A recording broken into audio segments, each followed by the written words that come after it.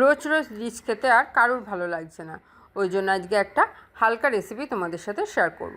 এগুলো হলো থানকুনি পাতা, যেটা দিয়ে আজকে শুক্তো বানাবো। সেটা কিভাবে বানাবো সেটা তোমাদের সাথে শেয়ার করব। নমস্কার, সবাই কেমন আছেন? কেয়ার ঘরকন্যায় সকলকে স্বাগত। এখানে আমি নিয়েছি একটা পেঁপে, একটা কাঁচকলা, একটা আলু আর 2 আঁটি থানকুনি পাতা। এবার এগুলোকে কেটে নেব। থানকুনি পাতার ডাঁটগুলো ফেলে একটু কুচিয়ে নিয়েছি, মিহি করে কিন্তু না। আর কলা আর পেঁপে আলুগুলোকে এইভাবে ডুমো ডুমো করে কেটে নিয়েছি। এবার এগুলো একসাথে নিয়ে সিদ্ধ করে নেব। সিদ্ধ করব যখন, এতে লবণ আর হলুদ দিয়ে দেবো, দিয়ে একসাথে ফুটিয়ে নেব।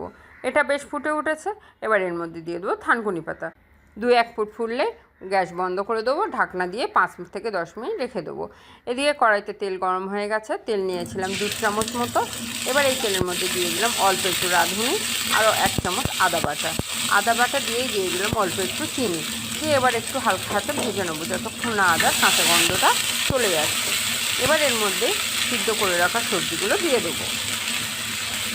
একটু নাড়াচাড়া করে এর মধ্যে দিয়ে দিলাম সর্ষে বাটার জলটা দিয়েও আবার ভালো করে নাড়াচাড়া করে 5 থেকে 6 মিনিট ভালো করে ফুটিয়ে নেব।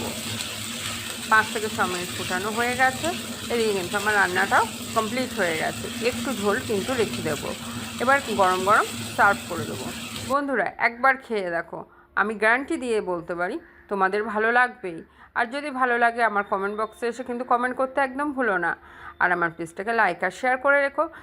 আমার চ্যানেলটি সাবস্ক্রাইব করে নিতে কিন্তু ভুলবেন না এরকম রান্না পাওয়ার জন্য।